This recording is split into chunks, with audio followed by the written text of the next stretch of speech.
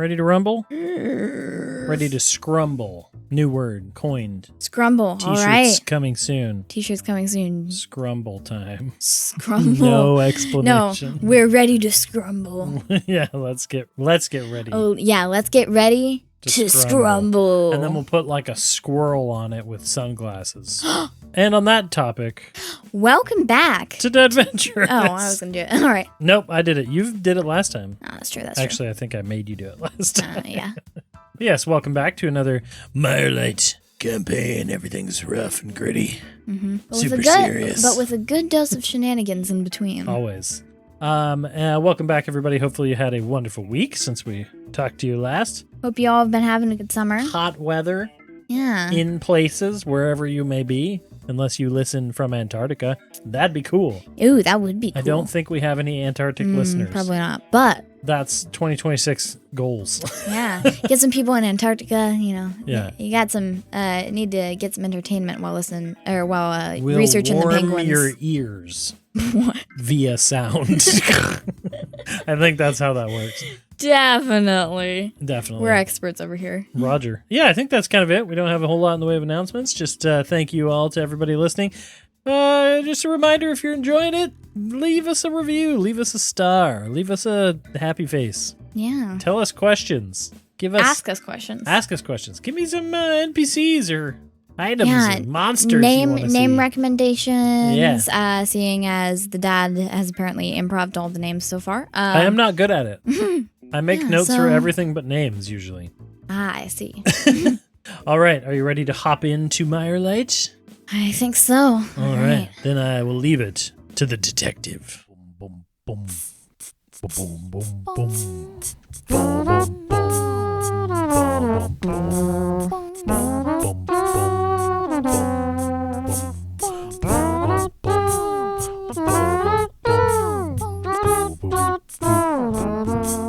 Adventurous. As I ride through the twisting streets of the city of Mirelight, I have contemplated many a danger that may come as I further investigate this case. So far, that the case had become more twisted and tangled than a bowl of Marlock's noodles, and shadier than the depths of the Mistbank River. I had followed a lead towards the Gutterlight Tavern, but it seemed that more than just Eggs Benedict was cooking in the kitchen, as I found Jessica's former, perhaps still, co-worker, had been kidnapped by yet another Gloamspawn. Once I had defeated the shadowy enemy, I had discovered more than a little bit of deja vu, as I found myself in a situation and had called upon my feelings, if only temporarily, close perhaps a wound in my past. But I had found another clue that only thickened the soupy sea of mysteries that awaited further along the case. Marv, how was that? That's pretty good, kid. Thanks. I've been trying to get better. So were these noodles.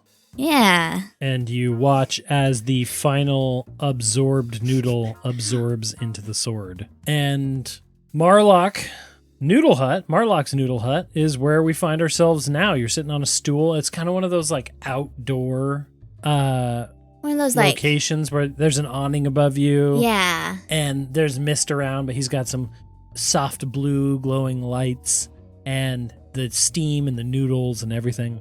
That's about midday, but again, hard to tell down here on the streets level.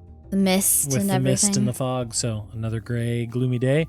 But Marlock's sitting there, his big stained white apron, big old ogre arms, hair all the way. The hair on his arms is thicker than the hair on your head. And he's making another order, passes it over, and notices you guys there, and he goes, "Well, Mel, how was it?"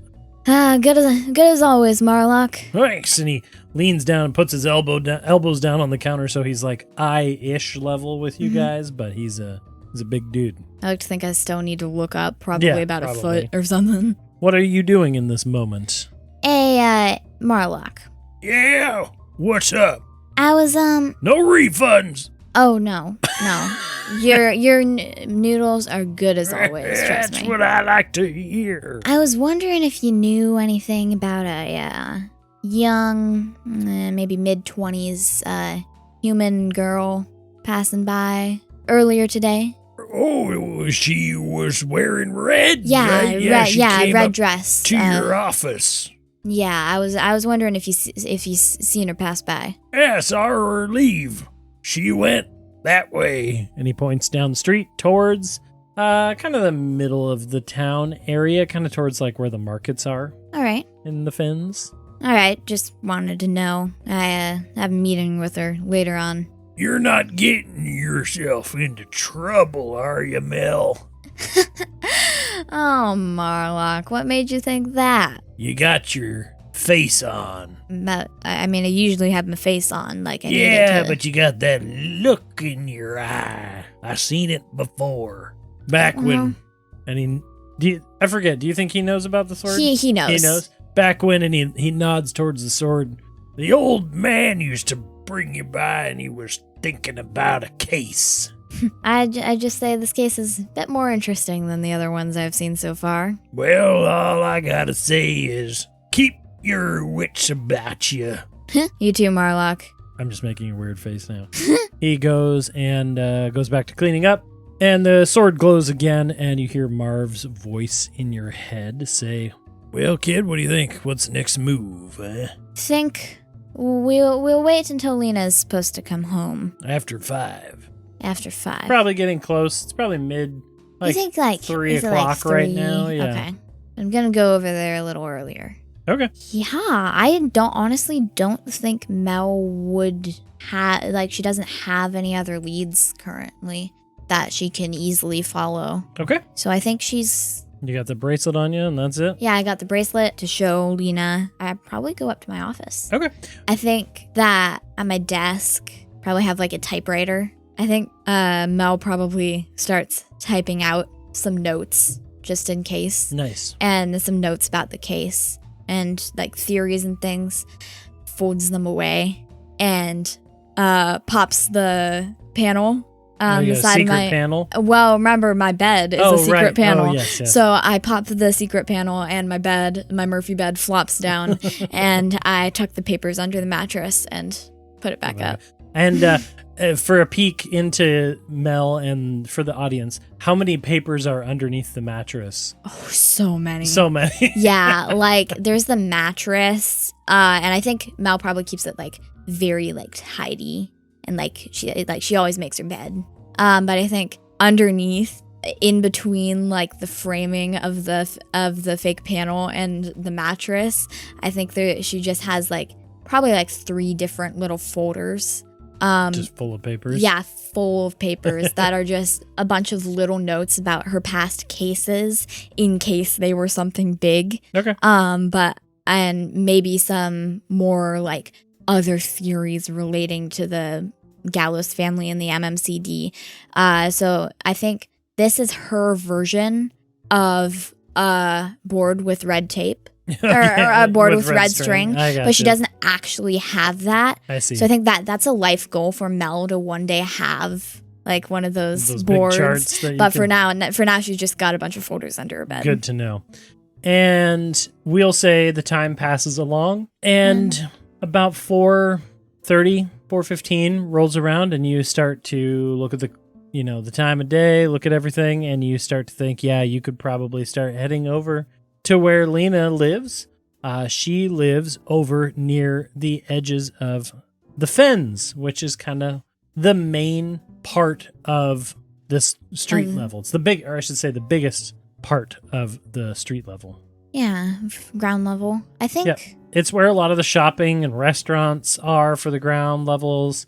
There's a lot going on here, and a lot of it is run by the Gallows family. She didn't give me her address, right? I mean, she did. We just didn't do it on the podcast, I think. But I think the idea is that she would have given you a note with the information. I don't think she's necessarily having you meet her at her place. I think this is more of, as you look at it, it looks to be a street with a bunch of houses nearby what's called the Mudmarket.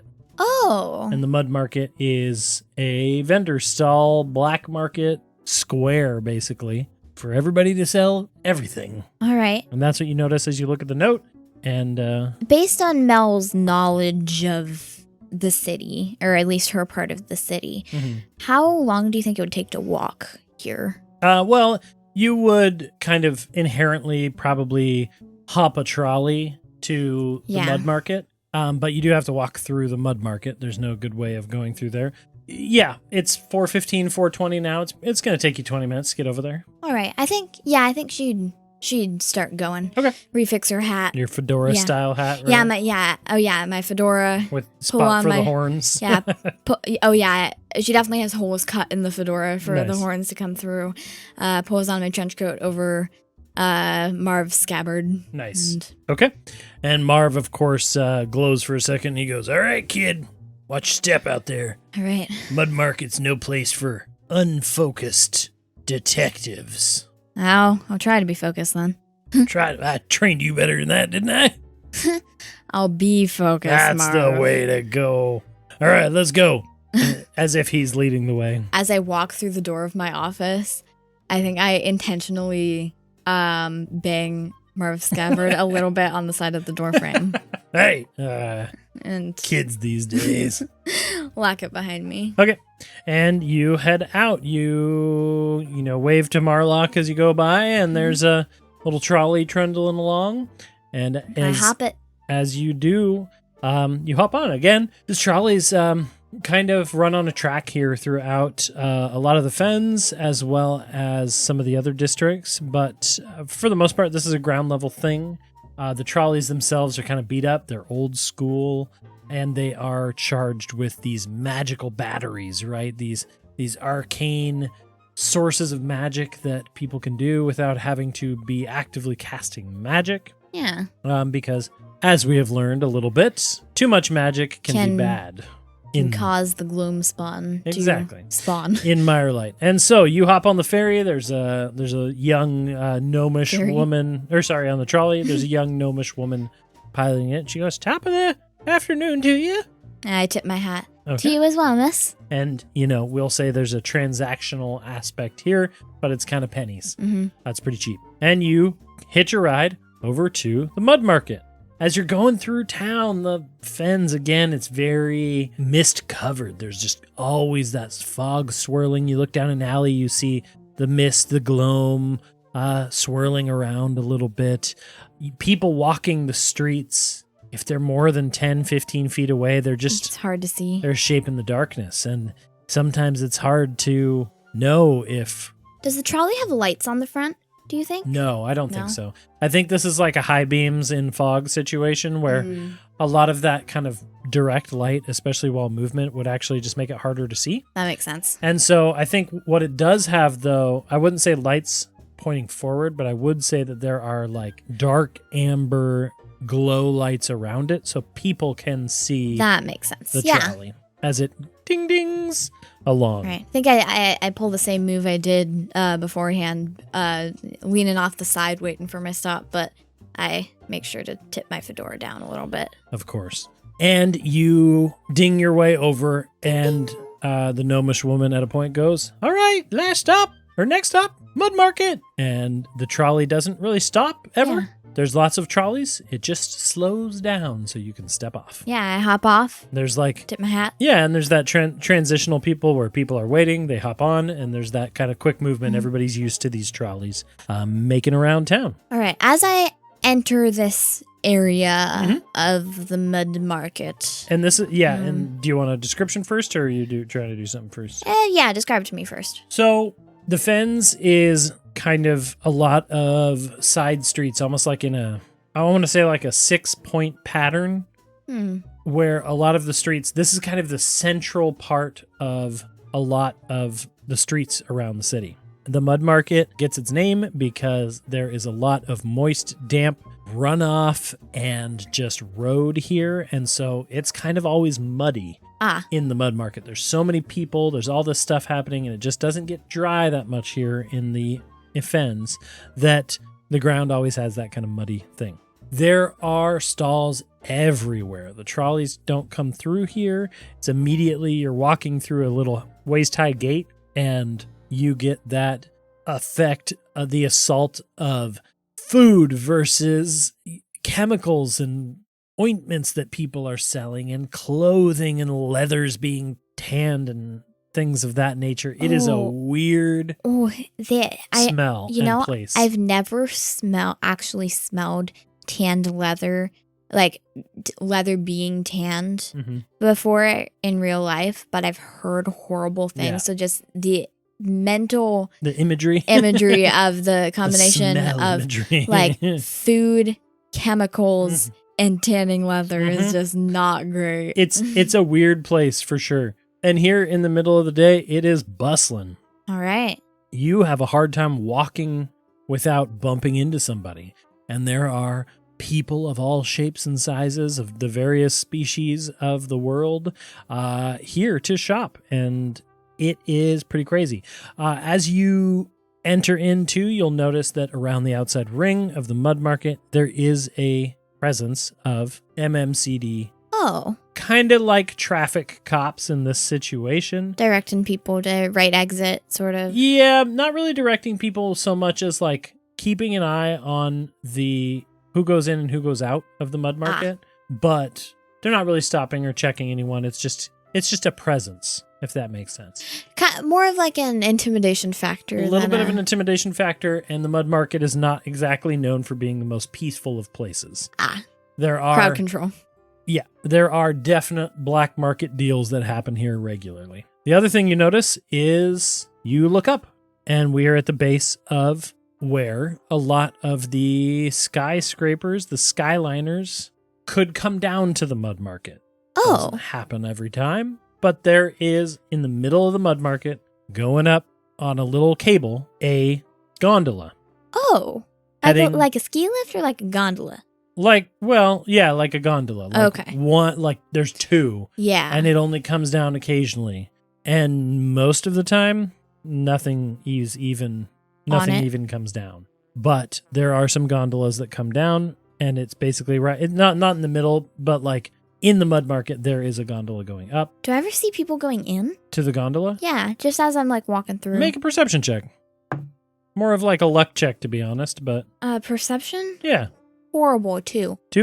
Yeah. It's not that you're not able to see it. It's just, it's off. All right. People aren't using it right now.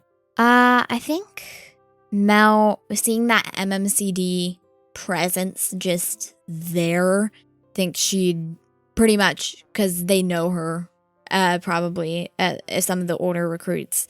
In this sense... I mean, not by know her, but I mean, like, by face. I think, yes, probably if they knew your name. Yeah. They probably know your name. They probably don't know how you look. Okay. I think she'd still, like, just almost instinctually at this point, flip up the color of her trench coat. Okay. Pull down the fedora. Yeah. Marv's at your side, like, yeah, good call, kid. Can't trust any of them. Can't Apparently trust not. anybody. Not even you? No, of course not. I'm sharp. I'll cut you. And then he just kind of chuckles. Yeah. Oh, Marv. And so, and you know that this address you got is kind of for the far side of Mudmarket. I think Mel she's probably been here before. Oh, yeah. Yeah. This is like where you would get anything from groceries to a new crossbow or a new hat. In fact, the hat store you go to buy and care for your fedoras is in the Mudmarket. That kind of vibe. There's a milliner here. Huh? Wait. It's what's it? Milliners. No, hats is haberdashery. Haberdashery. Yes. There we go. Okay. There's a haberdashery here for sure. And what's it called? Well, you mentioned it. Well, let's just figure that out right now. We're gonna go with Harima's haberdashery. Nice. All right. Yeah, she's like an elderly woman. We'll go with dwarven woman. All right. Actually, she's half dwarf, half orc. Yeah. Half dwarf, half orc. Wow, that's hard to say. She's got tusks and a beard, and green skin. She's very interesting. So you know that's here. That's the kind of idea, right? All right. Grizzo's gears, that kind of thing. There are places here for sure that you have been. All right. I think she wants to get to this place preferably before 5 p.m. So do you want to just make your way through the crowd? I think mostly I'm just trying to be nonchalant. Okay. Like, I think she's just kind of walking through here like anybody else is walking through here.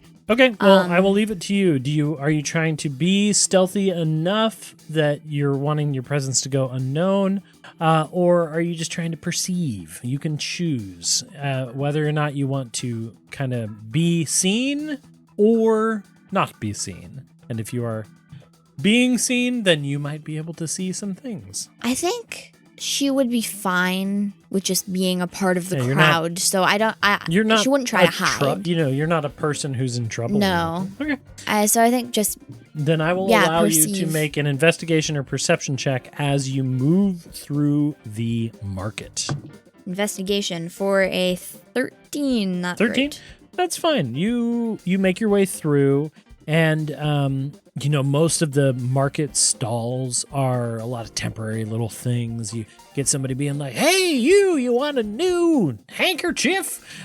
Followed up by, "She don't need no handkerchief, she needs a towel." Followed up by, "And what better thing to do with your towel than clean up after you eat squirrels on a stick?" Like that kind of vibe as you go through. The hawkers. I gotta love the competing hawkers. A lot of competing hawkers. I think I turn to the handkerchief guy and just say, well, thanks. I already have one.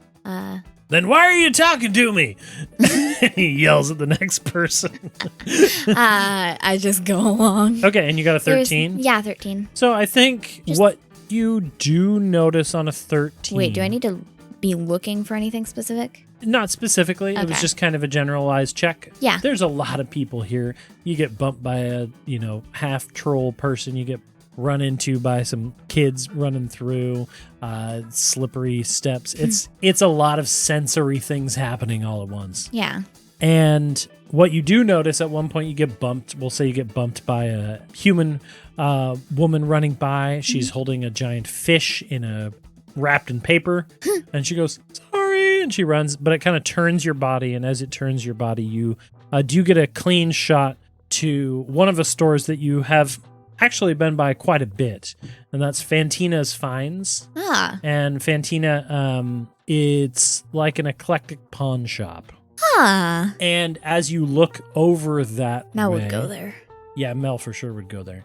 You see standing out front is an MMCD officer, as well as very clearly a slightly higher up member of the Gallows crime family. Somebody in a suit with the sleeves ripped off. Sleeves ripped. Yep. Oh, they're pulling the suit vest. Yeah, suit vest style, nice. Bald-headed guy, and he's got a pocket chain and everything. And they're just chatting. You don't see anything happen. It's pretty far away. But they're chatting to they're each chatting, other. And they're chatting basically on the steps of Fantina's Finds, one of the actual shops. I log that in my mental sticky notepad. Okay. And keep going. Continue on. Okay. Kind of getting to the far side of the Mudmarket. Same thing. There's some MMCD officers here, but they're like reading. They don't care. Yeah. I just walk past as one nonchalantly of them gives you as a I can. nod. No recognition. Do you snub it? You snub him? Oh, yeah. Yeah, I do. Okay. Yeah, I do. Just gonna make a quick roll. He glares a little bit, but then he goes back to reading. All right. I continue forward. Okay. And you make your way down the alleyway. Question. Mm-hmm. So is this alleyway the street that I was supposed to meet her at? I should say it's not an alleyway. This is just this is a street. Yeah. Okay. This is the address she gave you is kind of, as you're starting to realize it's not really a specific building. It is the street outside of Mudmarket. And so somewhere along the street, you will meet her after 5. After 5. I pull out my watch. What time is it? It's 4:56. All right. I put my watch back away. Are there any alleyways nearby? Yeah, if you walk down the street a little bit. Like an alleyway that's like middle of the street. Like midway down the street. Yeah, we'll say about halfway down the block. There's a small little alleyway. You peek down it. It's got grading halfway through, so it's only like a half alley.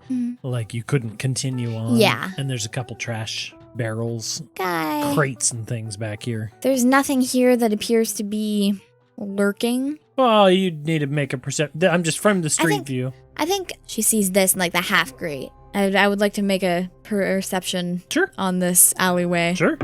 I am rolling horribly. A 9. A 9, okay. Is there anything lurking here Doesn't that I seem can like see? it. I think I step inside the alleyway. Okay. Kind of just lean up against one of the walls. And Marv pipes up and he goes, "Nice lean. Trained you well." yeah. Everything is training for Oh, Marv. yeah. Oh, yeah. I think Mel sure to- definitely got like leaning lessons. Yeah. And He goes, "Don't forget to tip your hat forward." already on it. I tip my fedora forward and cross my arms, lean up against the side of the alleyway and keep an eye on the street. Okay. Waiting for a certain young woman in her 20s to come out somewhere. And 4:58, 4:59, 5 o'clock, you hear the Mudmarket classic sloshy bell ring. Blung, blung, blung, That sounds... blung, blung. That was Wait, what if it's just like some guy with a megaphone, like just saying. making... yeah. He's like a swamp creature. 5:01. Yeah. I said I'd meet her at 5:10, but I wanted to be here early. 5:02. Eye on the street, nothing appearing. Make an investigation check. You're looking for a specific person? 16. 16? Is she here? She is not here yet. Okay. 5:06. I'm waiting. You hear a noise coming down the alleyway. From behind the grate? Or from the street? From near the grate. Near the grate. And you hear a soft little... Can I see Or it? what's your passive perception? My I passive should say. is 10. It's 10. horrible. Okay. So should I roll? Yep, we'll say you roll with disadvantage. It's already bad. 8. 8? This whoosh. Yeah, you hear a Can whoosh. I see it? See? No, you look down the alleyway, there's nothing there. You hear a little jostle of the trash can. I think I straighten up a little bit and kind of... Marv goes, "Yeah. On your feet. Can't trust alleyways either." I think I stand up, kind of. Yeah. Still leaning. Yeah. Like, ready. Okay. And I don't move from my position, but I'm ready. Okay. Just in case. The trash can jostles again, and it kind of rocks around a little bit. Loud ka-thunk. And then it rocks around it a little bit again. Is it moving towards me? It's starting to roll slightly towards you. I Jostles again. just Rolls slightly towards you. pick up my hat a little bit, glare at it. I say, "You up to anything?" The trash can. Yeah, I just say it out loud, just in case. And it jostles again, rolls forward. It kind of rolls towards you and starts tipping and tipping and tipping. I step aside. And it falls forward. The lid falls out. And a raccoon just bolts. I say, I think I put my hands on my hips. Darn raccoons. Yeah, they're a real problem, aren't they? Ugh, can't ever trust raccoons. No, I you know cannot. And then you hear that whoosh noise behind you again. Is it, have I turned my back to the street now? And it's up to you if your eyes follow the raccoon. I had just stepped the raccoon away bolts from the... into the street. bolts into the street, Mhm. then I am still looking towards the street. Okay. So if it's It's behind behind me... you in the alley. All right. Soft little whoosh. I turn around so that I am horizontal, so that I guess I can see the street, but I can also see what would have been behind me. Okay. There's nothing there. And I'm against the wall. Yep, there's nothing there. I got a bad feeling about this thing, Marv. Me too, kid. Me too. I straighten up. Okay. Straighten my trench coat. And I take an experimental sidestep towards the street. Still Okay. ready. You go to make an experimental sidestep towards the street, and you suddenly feel a cold sensation on your neck. As from the peripheral of your vision, you see 2 shadowy hands come out of the wall Oh. over your shoulders. I was ready. You were ready Uh-huh. to do what? I was ready to like jump aside of anything that would come at me. Okay. So Well, we're going to do this by roll. okay. Arms come out. You see the arms. You were prepared. You are a prepared person, but they go to close around you. What do I roll? We are going to roll an opposed athletics grapple check here. Okay. As a darkness mist-based creature reaches through the wall. Through the wall. Uh-huh. And towards Have I ever seen a gloom spawn go through a wall? You have probably seen similar stuff happening. They seem to be able to mold themselves out of the mist and the shadow and whatnot. How am I? I'm rolling absolutely terrible this session. A four, I guess. Okay. You go to reach for your blade, and Marv's like, hey, watch out! And closing around you is these hands of mist, these hands of gloam, and the very quintessential. Is this an attack? Is this an attack? I mean, yes. Wait. Okay. I need to check the rules. 4. Okay. Has this done damage to me? It's about to. Basically, this was a surprise attack thing, so we can roll initiative as well. But this thing reaches out, grabs you. It does hit for, I believe anyway. Does a 17 hit you? That does hit. So then, can you please make a Constitution saving throw? Oh no. Slightly better. It's not Constitution? high, yeah. 12? So you succeed. Okay. So you only take. That's a lot of You dice. only take 6 points of damage. Okay. As you feel your life force almost get pulled away, but you were able to resist it. Oh no. As the draining effects of this gloam spawn as a comes player, I know what this is. Okay. I as my special tiefling ability. Okay. So then since this has damaged me, I reactively grab the hand and cast Hellish Rebuke. Oh, cool. Okay. In the So, meantime, what do I got to roll? Make a dexterity saving throw. Okay, and then in the meantime, let's roll initiative. Ooh, that is terrible. That is a natural 2. So what's my dex? Yeah, it's a 6. No. Okay. All right. You take 15 fire damage. 15 As fire damage. This green flame Ouch. reactively shoots and from I think my hands. you hear the quintessential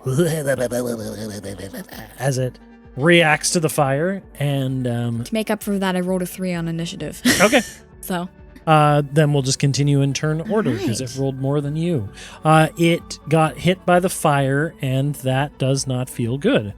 It say, take that. yeah, and this thing is going to growl in your ear, and then I think it is going to attempt to throw you. But we're in an alleyway. Yeah, but you can still be thrown. Well, yeah. And so I think it is going to kind of wrap up, and it's almost going to push you forward. Its arms had come out of the wall, but not its form. And I think you feel yourself pushed forward from the back As its form. as this whole form steps out of the shadows and mist of the wall. And it spins you around and looks at you, and you see... What? Yeah, what form does this one I think take? this one is interesting. This one almost mirrors you a little bit, but it's taller.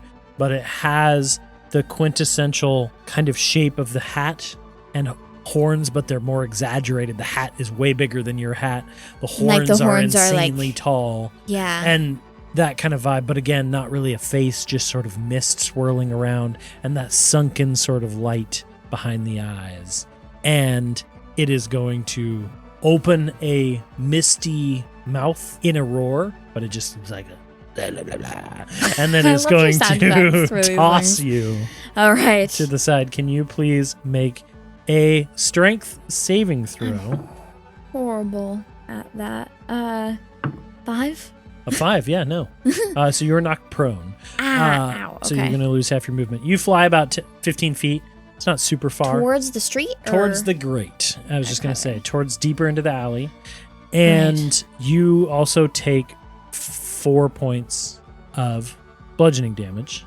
Ow. As you are tossed aside. And this thing it turns and faces you and kind of fills up the alleyway a little bit. But that is its turn. And so now it is your turn. Okay. So this thing, I'm going to use... Another gloam spawn staring you down. I'm going to use half my movement to get up. Okay. And I kind of scrambled to my feet, straightened my hat. Yeah, we'll say you kind of And- like hit some of the garbage pails as you went down. You have to clamber over them. The raccoon peeks around the corner a little bit and just like nopes out. I say, you, stay out of this. How far away is it from me? Like 15 feet? Yeah, 15 from you. Okay, I am going to, in preparation, take my hand and I draw Marv's blade. Yeah. And Marv goes, heck yeah, let's go. And I take my hand and swipe it over the blade, and the green gem in the handle glows as this lights up with a green flame blade. Okay, cool. So I think you make an attack normally, and then you get to add the green flame blade. Okay. yeah, I do. So you would need to close that gap. You have 30 feet of movement. Yeah, I cast green flame blade on this and rush forward using my 15 feet of movement to clear As that you get distance. closer, Marv's like, keep your footing. Here we go. All right. And I take a jab with Okay. my short sword with Marv for a 7. A 7 to hit. No. Yeah, that doesn't hit. does it. Well, does the so I don't think the green flame blade matters. I think it just it's misses. only on right? a hit. Yeah. Okay. So you rush forward. We'll say that the green flames spark to life, and you go to swing it, And and the thing just kind of sidesteps.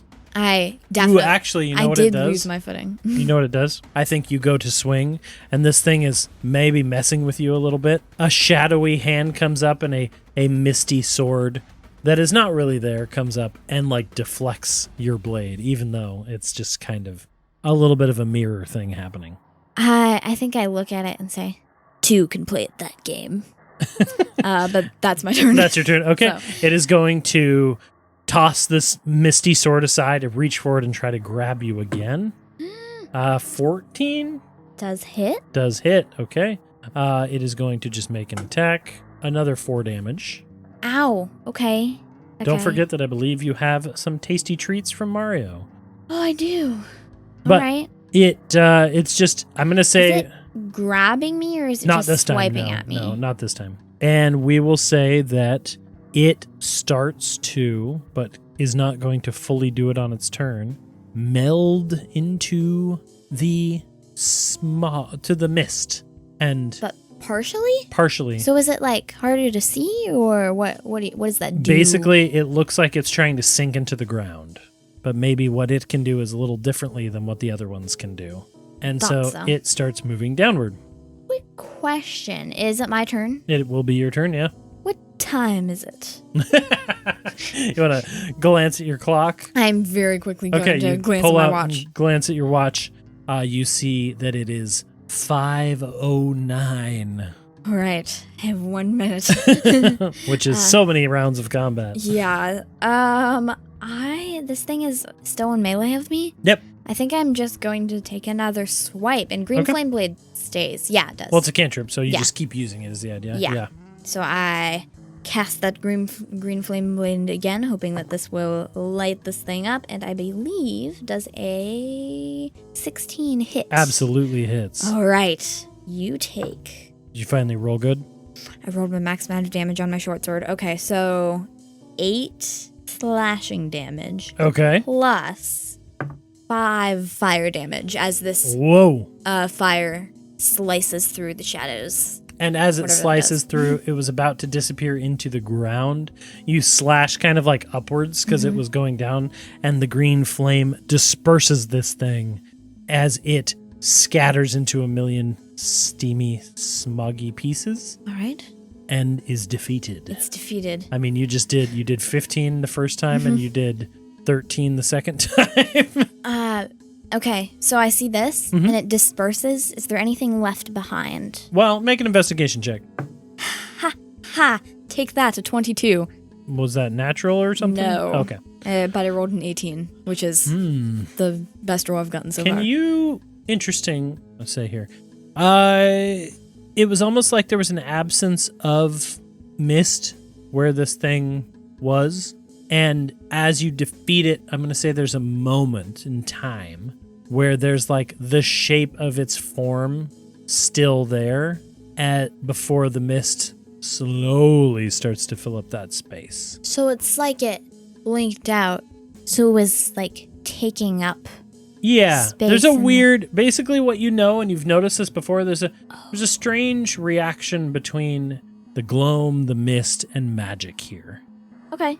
All right. I would step out fully out of the alleyway.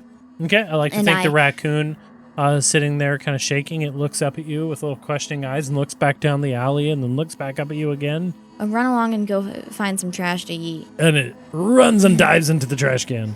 All right. I've decided that Mel has a begrudging relationship with raccoons. Whatever that may be. Perhaps it will come up later. Okay. And I sheath Marv's Okay. sword and kind of straighten my hat Okay. and step fully out of this alleyway. As you step fully out of this alleyway, I think you are maybe a little out of sorts. Can you make a perception check with disadvantage? Oh, that was so good. The first time, though, a 9. 9. I think you're putting your sword away, maybe keeping an eye on the raccoon in the alleyway. Mm-hmm. I think you step out, and it was pretty misty in here. The mist has started to recede a little bit, and you suddenly feel collided with.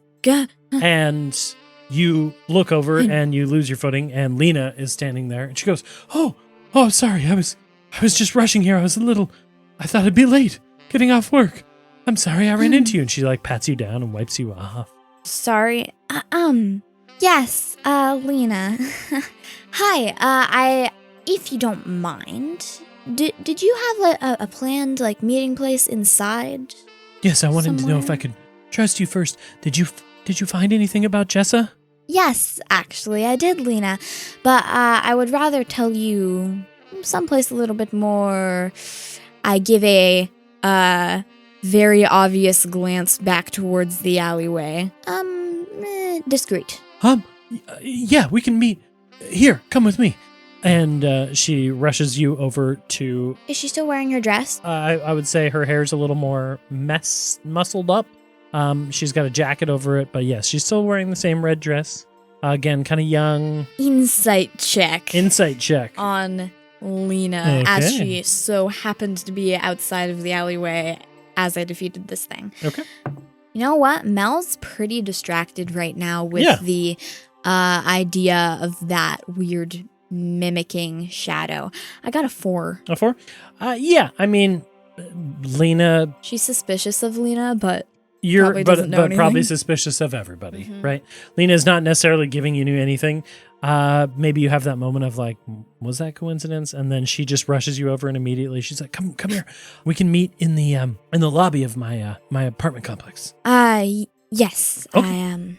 And she takes out a key and she unlocks the door and she leads you in. I say to Marv in my head, Mhm. keep your, well, you don't have eyes. Keep your senses about you. Yeah.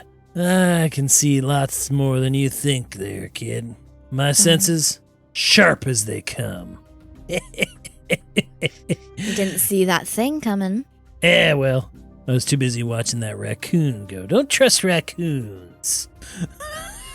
I think I nod to myself at this. Never trust a raccoon. Never trust a raccoon.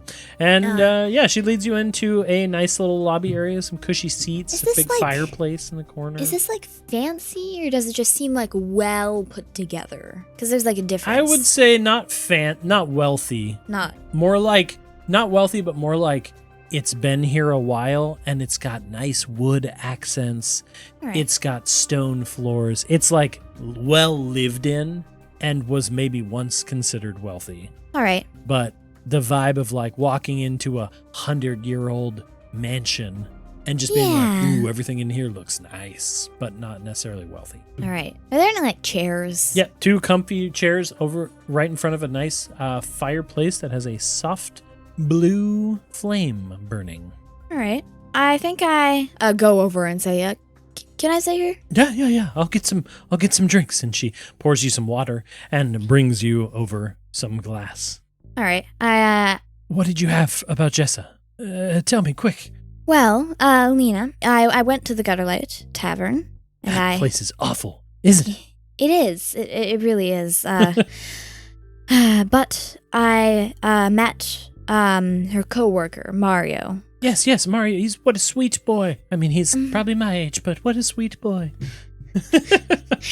And I say, yeah, he is. He's a bit anxious though, but I managed to talk to him. He said he heard a scuffle happening. And he happened to be outside of the kitchen when he heard it, and by the time he came back, Jessa was gone. So are you leaving out the part where he was the one that ratted her out? I think for now. Okay. Just checking. He left and came back and she was gone? Yes, he went to go get some ingredients from a storage, I believe, and came back. What evidence do you have? What did you find?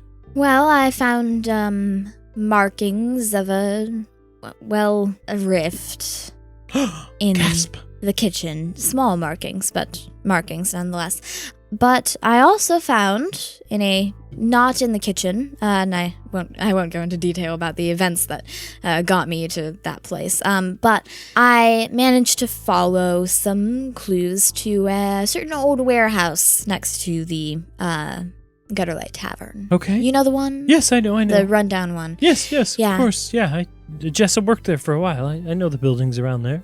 I found a bit of a gloomy problem there. Oh, I see. You were able to handle it? Yes, I handled it. But I knew you were the right person to talk to. I also found this, and I reach into an inner pocket of my trench coat and pull out the bracelet. Oh. And I Another gasp. kind of dangle it and say, is this Jess's? I have to see it. Let me see. I hand it to her. She hands it to or you hand it to her. She immediately starts looking at it, turning it over in her hands again, like kind of stretchy, red gem covered bracelet. Mm-hmm. Not like expensive gems, like glass beads type thing. And Lena kind of holds it for a little bit. She's all anxious, and she's like, "And you found this with Gloamspawn?" Well, I found it. Long story short, there was a rift in the warehouse. Right. I found that, and it was opened because of fear. I happened to have found that underneath where the rift had appeared. Oh, Given man. the fact that Jessa is what she is, I'm trying to find more evidence to this, of course, but this is what I found. She sighs, and she goes, "I knew this stuff would get her in trouble one day," looking at the bracelet. She's looking at it, Mm-hmm. and she was kind of fiddling with it. Yeah. Is she just still with it now? Yeah, she's staring at it, but 1,000-yard stare type of vibe. All right. She's just like, just little things, luck charms. And what was that? Do you know if she enchanted that bracelet of hers? Oh yeah. No, she made one for both of us. And it, what does it do? Yeah, and she looks at her, and she looks at hers too. That's on her wrist, a similar looking one. Hers And had she goes, pearls, right? Huh? Hers had pearls, right? Yep, hers was pearls. She just goes, "Well, just a little bit of a luck charm, I guess. Here," and she tosses it back to you. I catch it. Yep. And she goes, "Maybe it'll help." So this is essentially, this is a little bit of a help because you are a solo player, but this is the equivalent of a permanent guidance. Oh. So you can, That's with ability useful. checks, get to add a D4. And it's just, I Yep. can use it anytime? Yep. Oh. So it's pretty cool. Yeah. I catch it and say, Yep. And so if well, you would like, if you're fine with me keeping this, I will. I do. I hope maybe it will lead you to her. Is this all you learned though? What else did you learn? Do we know who took her or why? I set down my glass of water and say, Lena, what's your opinion on the Gallows family? Make an insight check. 18. You say the Gallows family, and her eyes kind of darken. Her brow furrows downward. Frustration. And she goes, "They're terrible, obviously, and they run so much of the city nowadays, and you can't not deal with them. And they ran that awful Indeed. Gutterlight tavern, and they're just terrible. All terrible people." Is her frustration with an 18 directed at the Gallows family or me? Would I be able to tell? I would say that with the 18, the frustration is clear. What's maybe hidden there a little bit more is, what do you want to call that? Almost like an old adversary. Almost like Grudge. a grudge. Yeah. Not just Grudge. frustration. Okay. It feels more like her reaction is somebody who has hatred. And hatred is often rooted in some sort of personal, specific Event. event. And I say, indeed they are. Well, Lena, I am sorry to inform you that Jessa may have been investigated by the Gallows family. Now it's not confirmed, I knew but it. they I knew may she was have, getting in trouble. And she just, you know, she kind of stands up. She kind of sets her glass down. She starts pacing back and forth a little bit. She's like, well, what are we going to do about it? What did you learn? well, I learned that the Gallows family, Jessa being what she is, being as what they are, they may have taken Jessa for her abilities. And she gets all grumpy and she kind of like slams her fist against a little side table where the water is, and you hear it all jostle and clank together. Definitely a little aggressive. I think I see this, and I think I stand up as well. Mm-hmm. Kind of just not necessarily leaving, but just Yeah. being standing up as well, and say, I know the name of a Gallows family member that may have had a tip off about Jess's abilities that may have tipped off the rest of the Gallows. She whirls on you, her hair like whipping in her face again, kind of disheveled. She goes, who? Marlowe Gallows. And her eyes narrow a little bit and her fists ball up into a clenched white-knuckled thing. 1,000-yard stare again. Now, Lena, before we take any sudden action, I would like to know, and I know this is a bit of a diversion from our conversation right now, have you noticed anything strange about the gloom spawn near your place of residence? My place of residence? Well, this place. I gesture to the room around us. No. Nothing specific, no. Why, have you? Well, there was a gloom spawn outside. You know, these things happen, but Yes, of course. was rather strange. Not one of the version of the small gloom ones? spawn. Not one of the normal ones? No, not even a large one. It was more of a, well, it was kind of like a shadow. Huh. But, like, not in the sense that they're dark. I mean, like, Can you it was like insight check her my- again? 17. It was like a mirror of me, almost. When you say that, when you say a mirror of me, her eyes again narrow. You're starting to see a little bit of Lena that, like, she came in this morning all dressed in a red dress and damsel in distress. The way she's Fury. reacting right now, it feels a bit more trained. Like, She narrows her eyes, but instead of the reaction of somebody being like, oh my, not another gloam spawn, here near my house, oh no, she's going, eyes squinted forward and just kind of like accepting, which is, accepting. I don't think it's necessarily suspicious, But it's but it's noteworthy. all right. And I say, does that ring any bells? No, I haven't seen anything like that. She says very, very matter of fact. Eye contact. Eye contact. Nope. You need to get to Marlowe. I do, Lena. And I take a step towards her. I need your side of this situation that we have. Is there anything you could tell me about Jessa or yourself that would aid in this case that I have? Make a I'm trying to- persuasion check. And I'm going to say, with advantage, and I'm going to say, if you want, and you want to slip that little bracelet on, you can add a D4 to this kind of thing. I'm going to need to. Okay. I have a feeling I'm not going to get it at all. A 10. A 10. There are levels of success. You asked her about... Is there anything about Jessa or her. you that... I think she blatantly and obviously says absolutely nothing and gives absolutely nothing away about herself. She kind of finally looks away from you and she says, it's not just trinkets. that she can enchant? She's been able to do more lately. She figured out that by through emotion and magic, she could enchant more. She was hoping to take it to Merkborough and talk to Brixie. She thought maybe she could do more than just be kitchen staff. And you know Brixie. Brixie is the reason the trolleys run.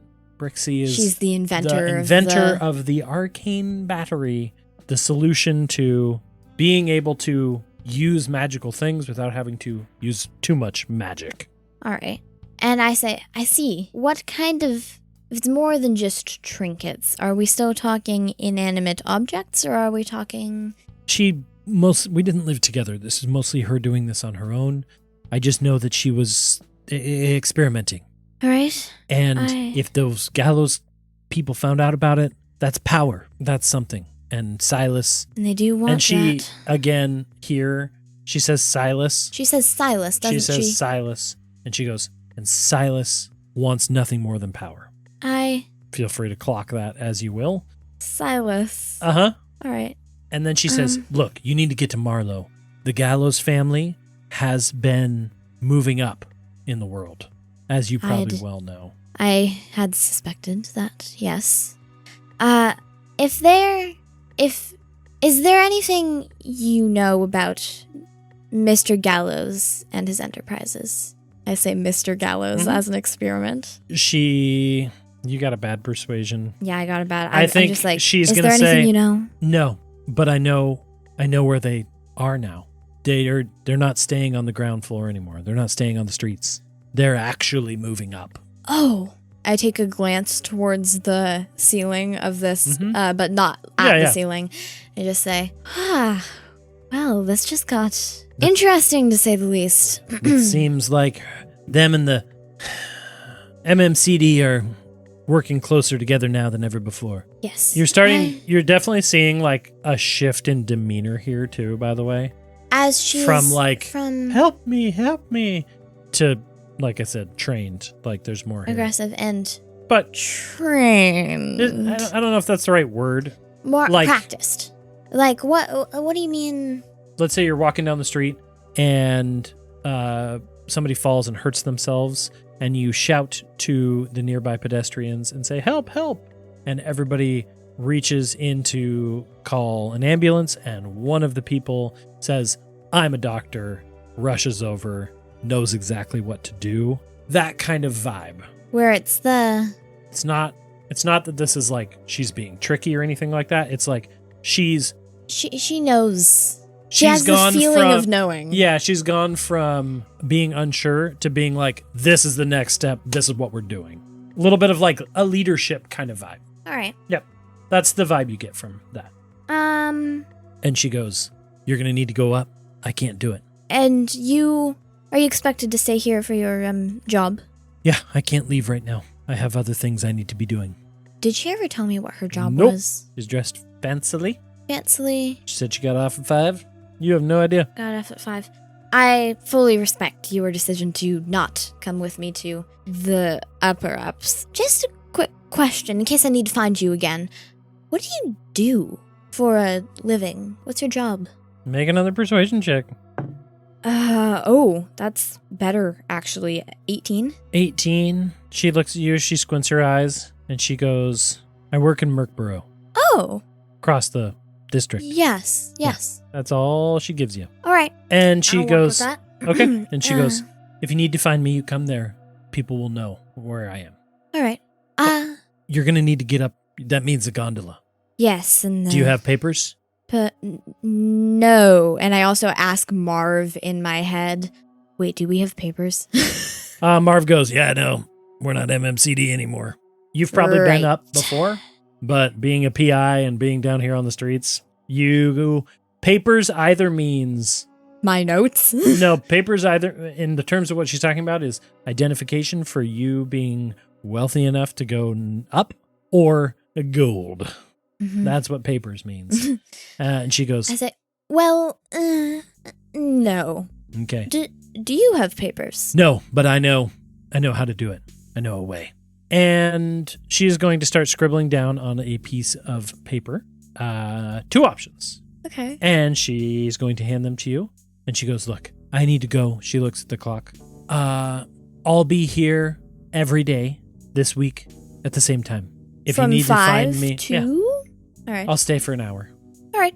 If you need to find me otherwise, come to Merkborough. All right. And I'll attempt to solve my way through this as best as I can. I'll consult you when I find something new. She hands you 2 cards, and then she leaves.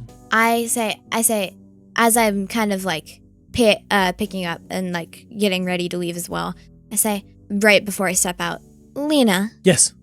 She turns and faces you again.